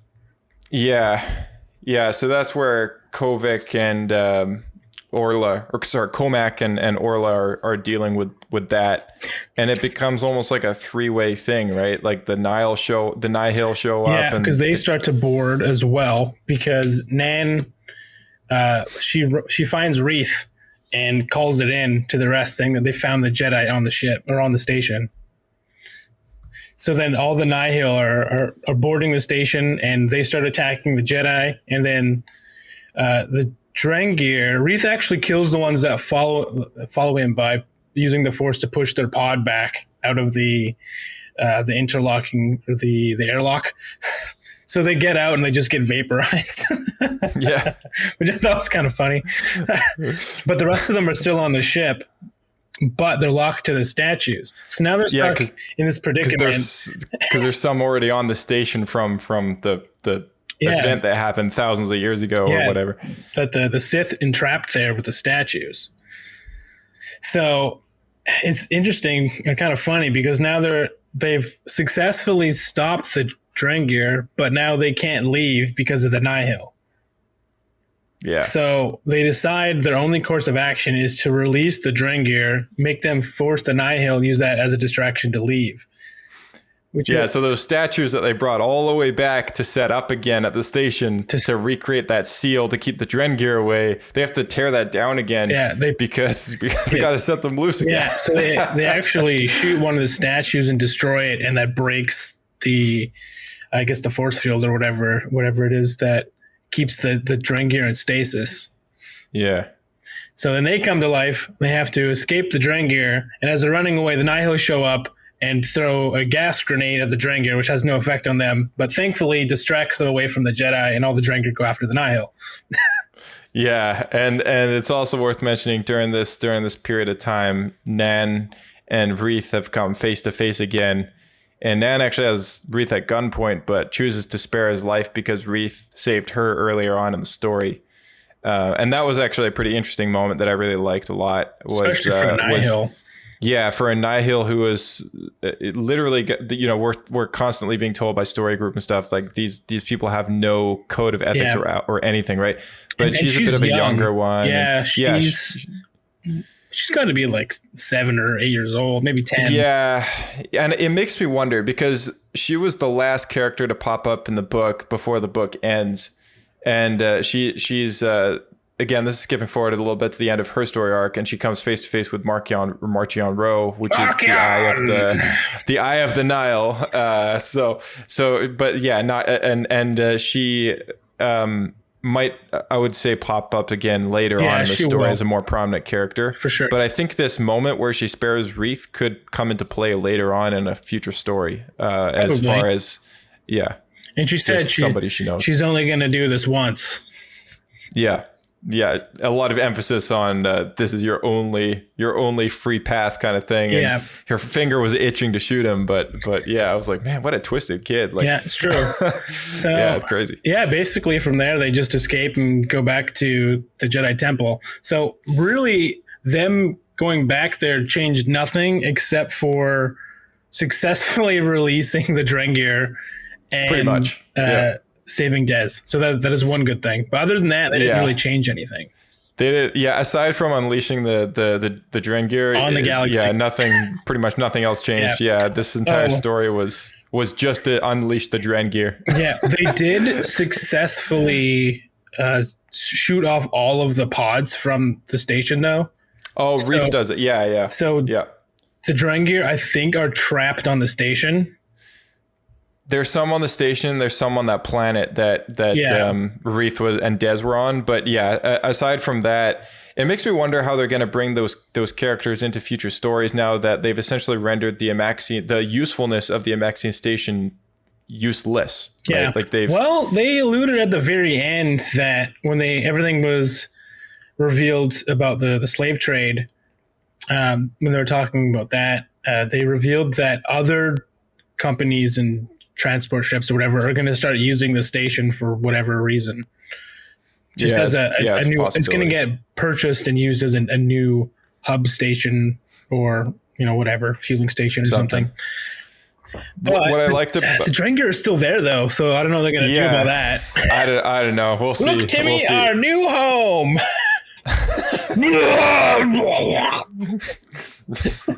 We want meat. That's their thing, That's what they keep saying. What I liked about Reath's character, kind of how they bring his journey to a close with Dez Ryden kind of taking the brash vow and all this and that. With Reath Silas, part of his story was after, of course, his master dies, the council has this lingering question for him, which he's got to come up with an answer for, which is like, what do you want to do, right? Like, where do you want to go? Like, what do you want to do now that your master's gone? Your master's dead. You have to decide what you want, if you want to continue your training, if you're ready. Allude to a new master yet, but just talked about him continuing his training. Right. And he actually chooses to ask Comac if he'd be willing to be his new master, which I thought was very interesting. I wasn't surprised by that. To me, that was very obvious. I knew it was going to be either Comac or it was going to be Orla. It had to be one of the two. What else would they possibly do? Right? Is a huge right. It's fair. Yeah. Yeah. I was a little annoyed, I guess, or disinterested. Maybe is a better way to describe it. That we've had 3 books now, and 2 of them are Jedi Padawans who lose their master, and then by the end of the book, have a master who was there during the adventure. All right. Let's get into some fun facts through the book here. All right. So let's start with the prologue, which I'll just kind of read, and I kind of made a little note about it. So this is what it says. His strength of the Force isn't remarkable. Not among the Jedi, she thought as she studied her young human apprentice. The wind blew his dark brown hair into even more of a nest than usual, but Reath works harder than almost any Padawan I've ever known. He tuned into my thoughts not through his natural gifts, but through effort of will, and he did it faster than the naturally gifted ever manage. He'll go farther than many of them, perhaps in ways he doesn't yet understand. And I really like this because this kind of alludes to the entire conversation and controversy around midichlorians. And there was something I really liked about how there was something in the Rise of Kylo Ren comic that Luke Skywalker says to his Padawans, and in a way that's very Jedi-like. And it was kind of like, oh well, he's got more midi-chlorians than I do, like he's more gifted and stuff, so that's why he's better and stuff. And Luke basically describes it as like, no, like it doesn't matter how many, like what you're counted, like how naturally gifted you are, the connection to the Force, yes, it's naturally stronger, but it just means that the door is open a little wider for them. It doesn't mean that your door is permanently only open so far. Like, yeah, it's just pure sheer will and persistence for that connection through the Force that allows you to gain the same level of power and connection to that Force that any other Jedi would have. I think that's similar to any other skill, right? Like not everyone is natural artist, but anyone can learn to do art. Yeah, I mean, yeah, exactly. And I mean, some people just don't have the ability to do it. Like you can if learn. They put their mind to it, they could. That's the thing. Yeah. And I mean, it's funny though that like within the canon, they've still maintained the fact that some people who don't have the same count of midichlorians as an actual Jedi still won't be able to use the Force like physically, but it doesn't mean that they can't sense that it's there, right? Like it's like and I love what Rogue One did with the Guardians of the Whills, because it kind of gives you that idea of like, oh, these are normal people, but they have such a strong connection to the Force in a way that they've unlocked their mind to it. And with Chirrut Inway, he's a blind dude, and he's no Jedi by any means, but he's able to still use the Force in a way, right? Like the Force still gives him these, and he trusts in it. Yeah, he trusts the Force, and it rewards him for that, right? And so that's what I've always liked about, even though yes, midichlorians are a thing, they're not there to kind of be a hindrance on anything. Like they're there just to explain some things. I want to see a Jedi Star Wars story about a Jedi with a midichlorian count of 0. No Force power, only lightsaber skills. That's right. Just has all robotic limbs because he's cut them off just practicing. Yeah. So another little thing that popped up at the very beginning of this book, because of course this story takes place weeks before Starlight Beacon launches, and like all the other books, ends off with Starlight Beacon launching. Yeah, that's probably the thing that annoyed me the most, is now we've done this same scene 3 times. And I'm kind of like, oh, get on with it. Yeah. Well, what was cool is at the very beginning, when Reath is still in the temple, he actually bypasses 2 friends of his, Reath Silas and Imri Cantaros, which are 2 characters that we read their story in A Test of Courage, which is the last book that we read. So they were some main characters in there. So I'm assuming that this book at the very beginning is before that Test of Courage novel, and then A Test of Courage picks up after they show up in this book as a cameo. But I like that was a thing. Like they just more interwoven like these stories together. Guess which Jedi Master showed up again? Which one was Skier! that? Oh yeah, right, of course. Yeah, Skier showed up. Vernestra, Vern, from the last book, also showed up. And there was another thing here from chapter 1. Orla. Sorry, what? I think they alluded to the Jedi who gets knighted as well from the first novel. Yeah, I think so. I'm blanking on her name, but there was a bunch of cameos in this book. I was like, oh, that's cool. Something from chapter 1. I mean, we kind of already touched up on it, but yeah, Orla had recently declared herself a Wayseeker, a Jedi who would operate independently of the dictates of the Jedi Council. So there was a bit of a more literal descriptor there for what that is. Something from chapter 2. In olden days, the braid had been mandatory, at least among apprentices from species that grew hair on their heads. These days, not every master required them. And this I found was very interesting. Yeah. Because in the prequels,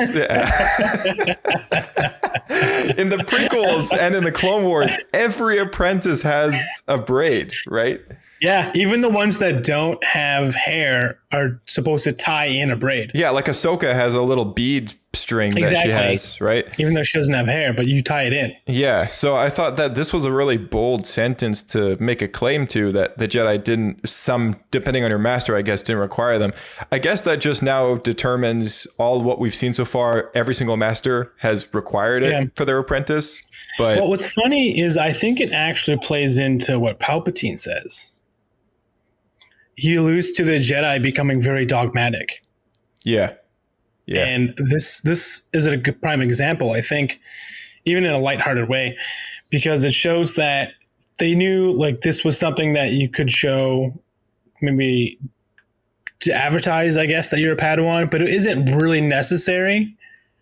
Mm-hmm. And by the time we get to the prequels, it seems like something that they've just made standardized and mandatory for everyone for no particular reason. Yeah. Yeah. No idea. I mean, now that they've kind of introduced this little tidbit of canon, it's like, oh, okay. So maybe going forward, there's going to be a more harder time determining who's a Padawan and who's a knight if they have a braid or not. Right. I'm just like, why even bother like having that as a thing? Because Reath Silas has a braid, right? He had one, yeah. So like, I just didn't get who why doesn't. Yeah, I didn't really know why we had to kind of get into... I think it was just to show a difference in the era. Yeah, maybe, yeah. So there was another thing from Chapter 4, and I quote, "That's a Maxine technology." A Maxine? Affie wrinkled her nose. Who are they? Reath loved nothing more than a chance to explain. They were ancient warriors from really long ago, even before the Republic. Their fierceness in battle was supposedly unmatched. These are all but legends of how their scouts would appear, these legends of how their scouts would appear almost out of thin air, signaling the troops to sweep in for attack. So this just alludes more to how the Maxine station was built to like just have those pods go boom and they're on a planet and all of a sudden the troops are there. Yeah, they just all show up all at once. Yeah, so I really like that whole Maxine civilization that they brought in, and something I really liked about the Jedi Fallen Order video game was that they introduced a really cool ancient civilization in that game as well, which they further explored as the game kind of went on, and I really like that. Felt very Tomb Raider-y, kind of like just very archaeologist style, you know? That's pretty cool. And that's actually the thing I really liked about the ancient Sith race as well from Korriban. Yeah. Because we find out they were an ancient race who actually founded the Sith as I guess you call it like a religion, or like what we understand to be the Sith as opposed to the Jedi. Yeah, it's a Force religion like many of the ones in the galaxy, right? Like the Jedi, the Night Sisters, the Guardians of the Wills, the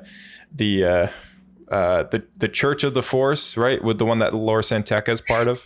Like there's so many. There's so many. That one has the worst name. Yeah. yeah. So, but yeah, I mean, the Sith are just kind of like to people who are not a Force user. They're all these crazy religious like weirdos running around like on crusades and Bendu. Yeah, exactly. Which is really funny because we don't perceive it that way as viewers and readers of Jedi, but people in that galaxy, like that's how they look at these characters. They're like, oh, it's just some crazy monk with a sword. Yeah. That's what they're described as at the beginning, is they're just these religious monks. Yeah, definitely. Something in Chapter 8. Comac nodded. Throughout the galaxy, there have been legends of objects imbued with the dark side, of amulets and crystals and even glaciers that contain as much malevolence as any living creature. Some said that the most powerful Sith of old were able to do that, to infuse their own darkness into objects around them. And that little piece kind of reminded me of like Voldemort and Horcruxes a lot, Yeah, it is actually similar. And Lord Momin's mask, which was a object that popped up in the Dark Lord of the Sith comics, was also a good example of an object, or even a holocron, just like an object that emanates with that side, the allegiance of the Force. There's been a lot of stuff, actually, just different Sith artifacts that individual Sith have created to make themselves more powerful. Yeah. Most of them are probably EU now, but I know there's been different swords and lightsabers and all sorts of stuff too. Right. Yeah, I really like all that stuff. Like, I like how they bring in physical objects as being like a, like this emanates with a vergence of this allegiance of the Force, and it benefits to that faction because, and there's a reason, right? Like, I really like all that weird kind of Force stuff. Does feel a little video gamey. You put on this mask and you get +2 to Force use. I don't think it works exactly like that. That's kind of what I was described. But I know what you're talking about. Like there's the, like on Mortis, there was the dagger, the dagger of Mortis or whatever. Right. Which is the only way to kill the sun, right? Yeah. The dark side of the Force. You can kill any of them, but the trifecta family. Right. Yeah. Yeah. So that was kind of like the what's the silver arrow or the silver needle or whatever to, whatever the expression is to kill those 3 figureheads of the Force, because their lightsabers couldn't kill them. So yeah, but I like things like that, like all these crazy Force artifacts and very like archaeologic style, Yeah, that's the part I think is pretty cool. Just similar to how we have our own religious artifacts here for Christianity specifically, like the Ark of the Covenant or Holy Grail. It's kind of like that, but Sith. There's probably Jedi ones too, I would think. Yeah. I think there is. There's none really come to mind too much, other than Kyber crystals themselves are some of them have been known to be Jedi artifacts that kind of emanate the Force. But yeah. Here's another one. I keep thinking about it, replaying it over and over in my head, trying to think of a different way it could have ended. And that's something that Reath said. He really struggles with taking the arm of the pirate or the looter that was attacking Nan. And he's really worked up about this because he's such an indoorsy kind of guy and not an adventure seeker or anything like that. This is the first time that he's ever probably harmed a human being the way he has with his lightsaber. And that's what something I liked about his character. Yeah.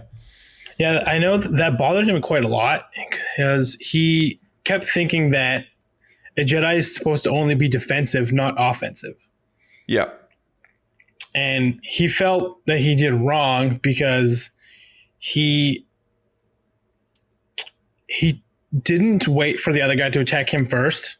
He warned him several times and then just lopped off his arm. Yeah. But the guy didn't actually try to shoot him or anything. But he did also have, I believe, a gun to Nan, if I'm remembering correctly. Or a blaster to Nan. Yeah, it was something like that. So he had a hostage, but he wasn't actually about to attack Reath. So he felt guilty about that.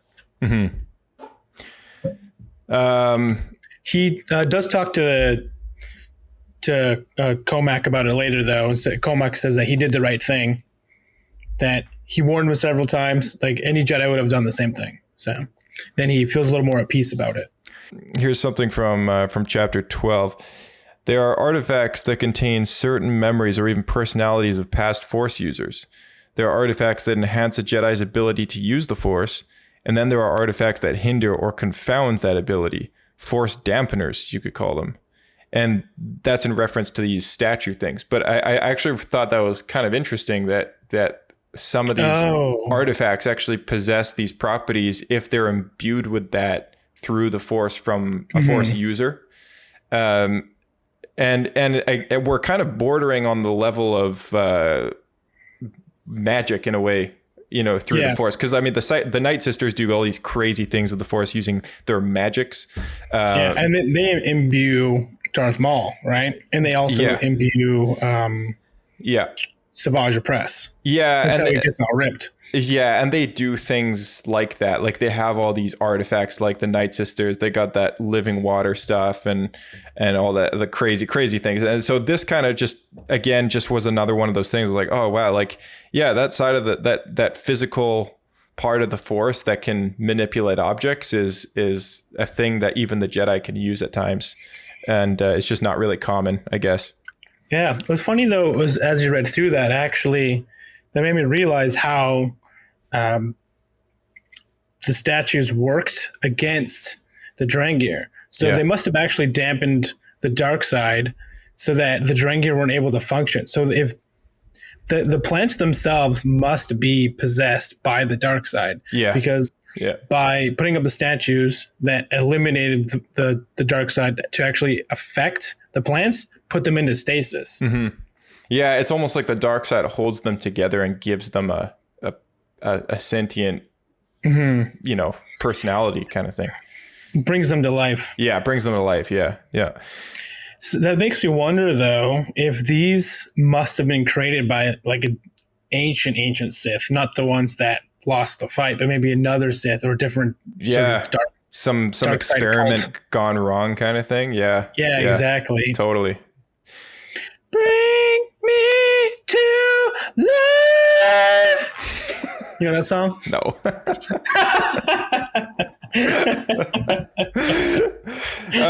Chapter 12, there's a sentence that says, Reath began, these artifacts show up in legends more often than real life. And Orla interjected, we're not ignoring legends. And that came up like 2 or 3 or 4 times through the book where they talked about how there's legends about things.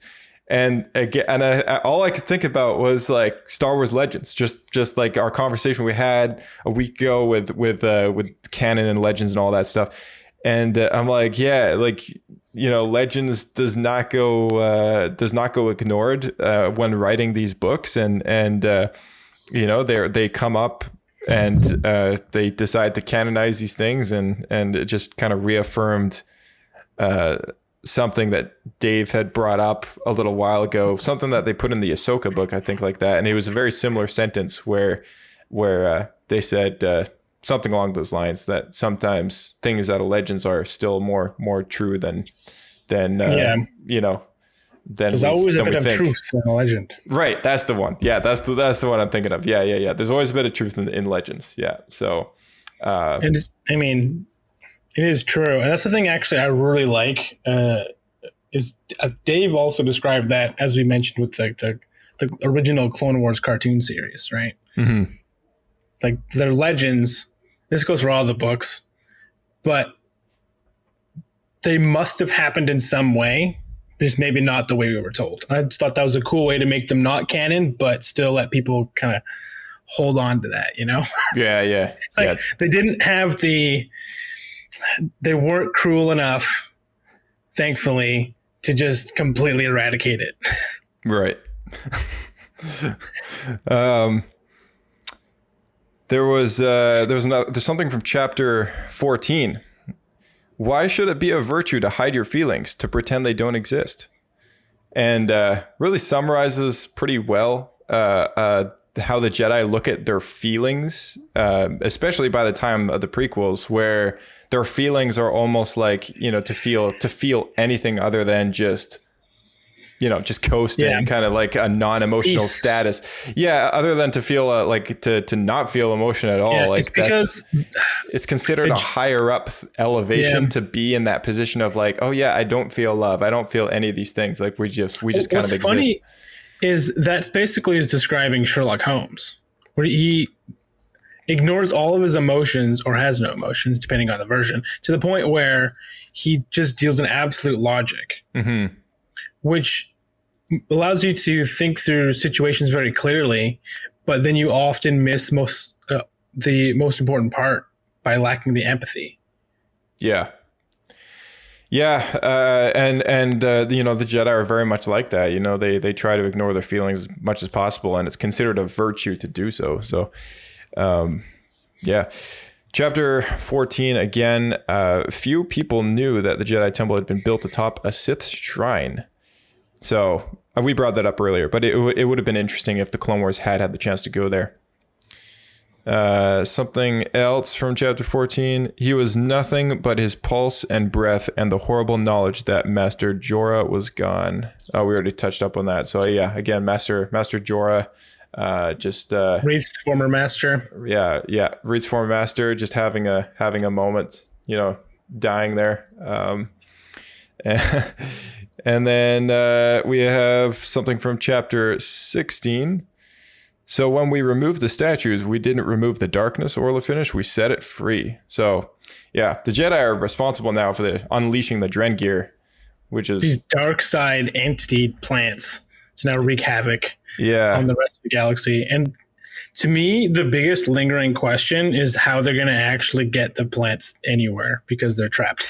Right. Yeah, exactly. Now that they've done what they did with the station. They're going to take over a Nihil ship or something. Yeah, I wonder if they win out in that battle that's going on now on that station between the Nihil and the Drengir. And yeah. Because, well, I don't know, it's tough because we have learned through Dez that they can influence the mind of other sentient creatures through like their venom and I guess the dark side of the Force to get them to do their bidding.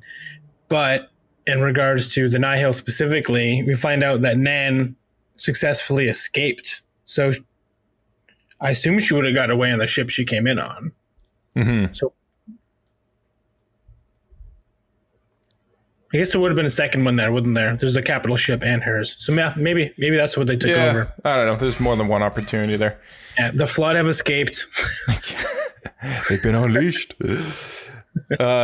Only other Jedi carried lightsabers. Jedi did not fight each other in the field or anywhere else. For that matter, ergo, dueling was effectively useless except as exercise. And this is when Dez and comes Reath. and Reath have to they have a duel because the Drieger has kind of possessed Dez for a little bit and stuff. But it was interesting because I was like, oh yeah, I guess for like almost 1,000 years now there hasn't been any Sith to fight, so the Jedi have just been practicing lightsabers for a ceremonial kind of self-defense thing, but never lightsaber to lightsaber combat for practicality, right? It's funny because it sounds like it's almost come to the point of what fencing is now, right? Yeah. So for a long time, people would duel rapiers for survival and actual like fighting combat tactics, but now it's almost more of a sport. And it hasn't even been 1,000 years. It hasn't even been 1,000 years yet. No, it's been like 100 years, 150 years. Right? So, I mean, 800 years, because this is 200 years before Phantom Menace, and there's 1,000 years between the wars of old and the prequels. But yeah, so this has been a long time, and in that time, there hasn't been any lightsaber folk to fight. So I wonder if they're going to make Fibrosaurs able to fight against lightsabers canon, because I don't think we know if that works yet. We know that Beskar can stop a lightsaber, but I don't. And electric weapons, electro weapons can stop lightsabers, but I don't think vibro blades do, because we've seen those now in The Mandalorian, and they're just blades that vibrate. Yeah, they're not electrified. So how it works in the old EU is because a lightsaber has a magnetic field around it. That's what keeps the plasma from escaping. And I guess the way that the sound wave, because the old vibro blades works where they vibrated, but it wasn't the steel that cut like an electric bread knife. It was actually, it created a vibration of sound, and the sound would cut stuff. So because it was sound, it was able to stop the lightsaber. Oh, yeah. I wonder if they'll ever touch up on that now that we're going up against something like the Nihil. What's funny is that fandom have kind of speculated that still is canon, the sound thing, because when Mando, he stabs the mudhorn. He stabs her with a dagger that's only 3 inches long, but he kills this giant rhino. So they're like, oh, it must be a proper sound vibroblade, or else it wouldn't have been deep enough into the animal to kill it. Yeah, question is whether or not it actually can combat a lightsaber still, or if that just isn't a thing. I would not be heartbroken if that was the case, like, because there's enough things that can combat a lightsaber now that I'm like, whatever. Personal shields.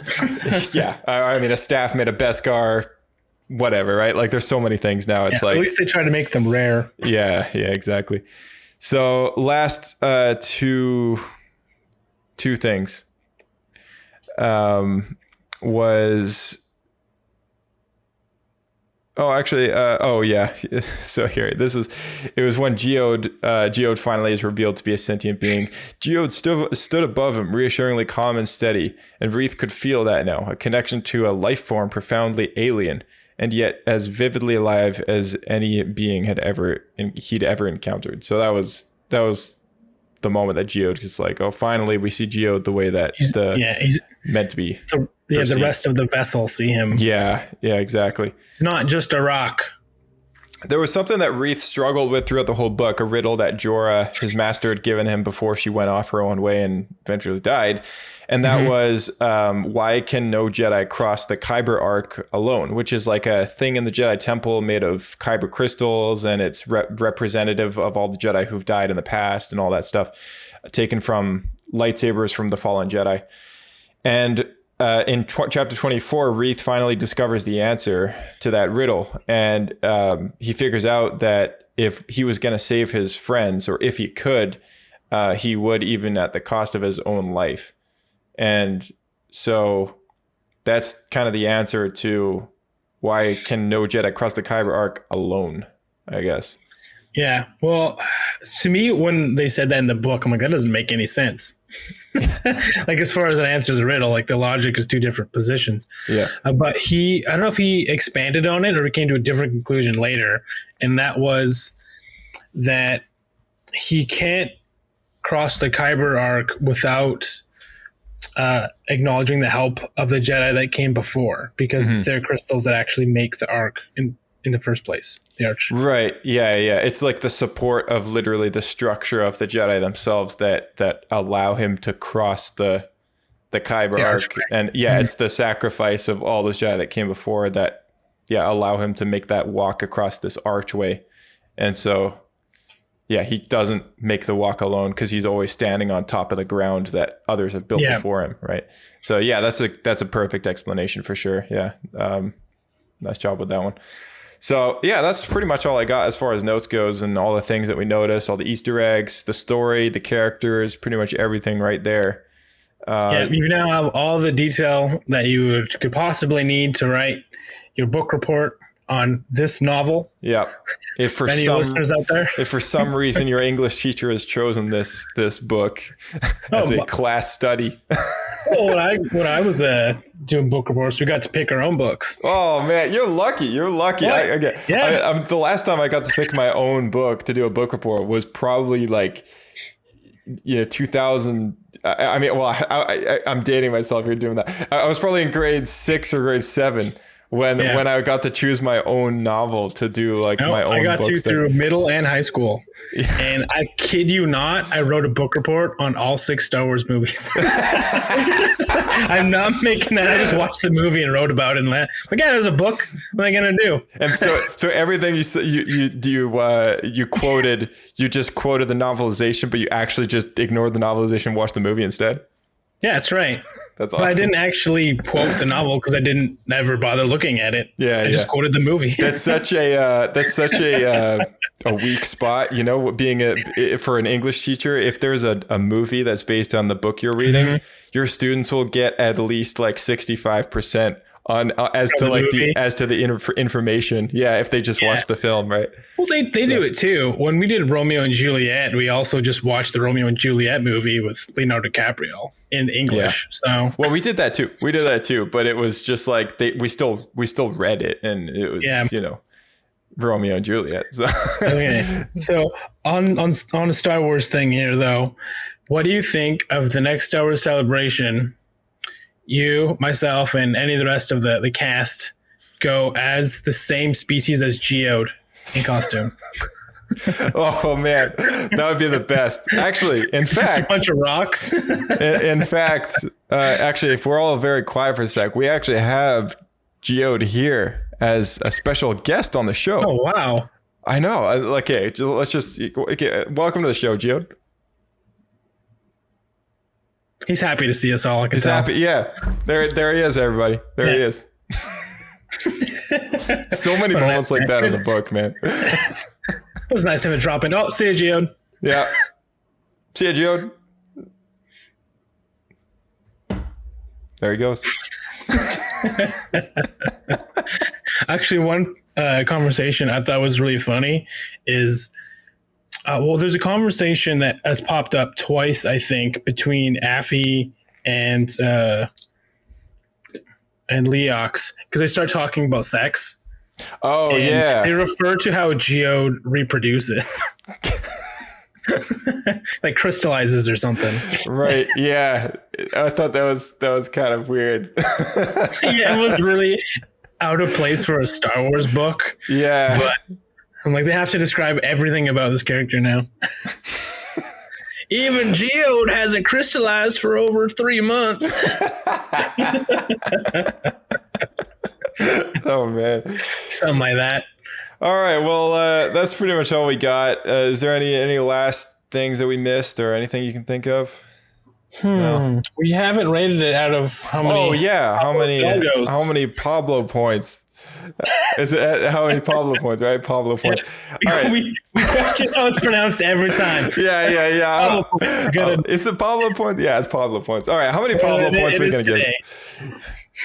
How many Pablo points? I mean, I honestly like. Out of 5 or 10? Out of 5. Honestly, okay. I got to give it between a 3 and a 4, something around there. I'm going to say 4. I was kind of thinking the same thing. I got to take points off because massively wasted opportunity not having the Drengir as a horror kind of vibe throughout the station. Yeah. Massive waste. That would have been awesome. Mm-hmm. The backstory thing to me, or the side stories, interludes, were confusing. There might be an issue specifically with the audiobook, but to me it was very out of place. But there were really cool things that happened too. I thought the station itself was awesome. I thought the majority of the characters were great. They're very well thought out. Mm-hmm. And I liked how it kind of interwove with the other novels all around different parts of the galaxy with this giant disaster, which I thought was super cool. Yeah, honestly, you said it.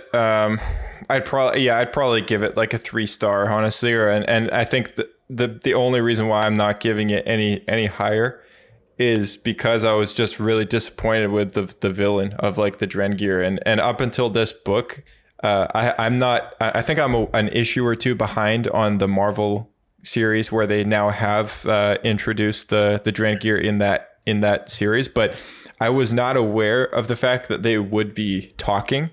And so I went into this expecting exactly how you described it, like this terrifying, vicious, monstrous species that would have been better. That would have been way better. Yeah. And so the one thing that kind of dampened it down for me was it just anytime they said anything, because I wasn't listening to the audiobook, I was reading it. The text and their lines just felt very cheesy to me. And I was like, it was cheesy. Yeah. Okay. So if it came across that way listening to it as well, then yeah. So I was like, I don't know. It's just, I went into it, I think, with higher expectations, especially because I have a lot of respect for Claudia Gray's books. Yeah. And so you went in expecting Death Troopers, Alien or Death Troopers, and instead you got like Hills Have Eyes. Right. Yeah. Aliens can talk and made of plants and everything. And I'm like, well. That's fair. Right. So, it would have been way nicer if it was like more of like a horror book in. Yeah, I honestly think that would have been better. But maybe it was they didn't want to go for that because of younger audiences or something. Maybe it is a young adult book, so I mean this is geared at teenagers, but it should have been fine. But I don't know. It's up to the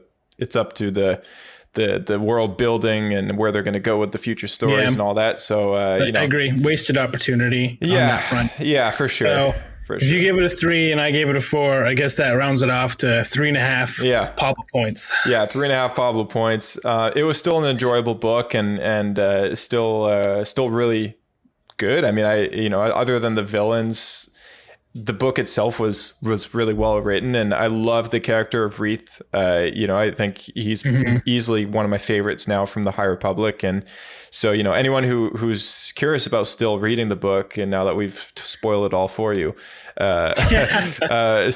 consider picking it up and reading it, because there's still a lot of things obviously that were minor things, but still things that we're not going into, and so it kind of sounds like you would recommend picking up the Light of the Jedi over this one if you haven't read either. Oh yeah. So as far as if you're to pick up any High Republic book and only one out of all the ones that have come out, it's easily the Light of the Jedi. Like that's and the Del Rey series in general, the publisher as is, like the Del Rey novels have always been the staple books for the Star Wars chronology of novels, right, of literature, and then all the Disney published books, which has so far been the A Test of Courage, Into the Dark, whether it's junior or young adult or kids or whatever, anything that's not the Del Rey adult novels, it's always, those books have always been kind of sub tier in a way. They're all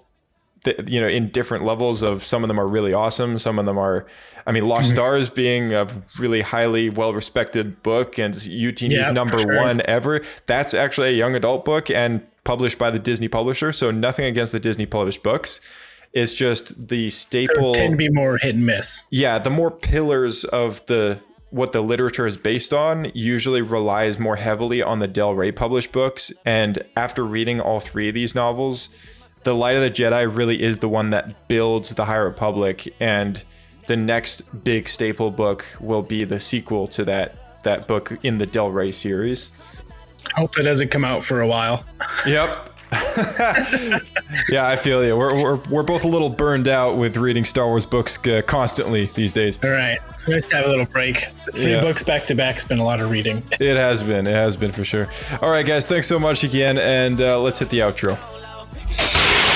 All right, so thanks for tuning in, and Blake, thank you for coming back on the show. We'll see you in the next one, as well as all of you guys tuning into the show on a weekly basis. Thank you so much for your support, and to further support us, you can leave a really nice review and a 5-star rating. That always helps us out, as well as shoot us any feedback, comments, whatever you got, to our email, which is theescape@outlook.com. You can follow us on Twitter at SW Escape Podcast. That's more of our frequent updates, and you can find us on our Discord server as well, which is linked at the Twitter feed.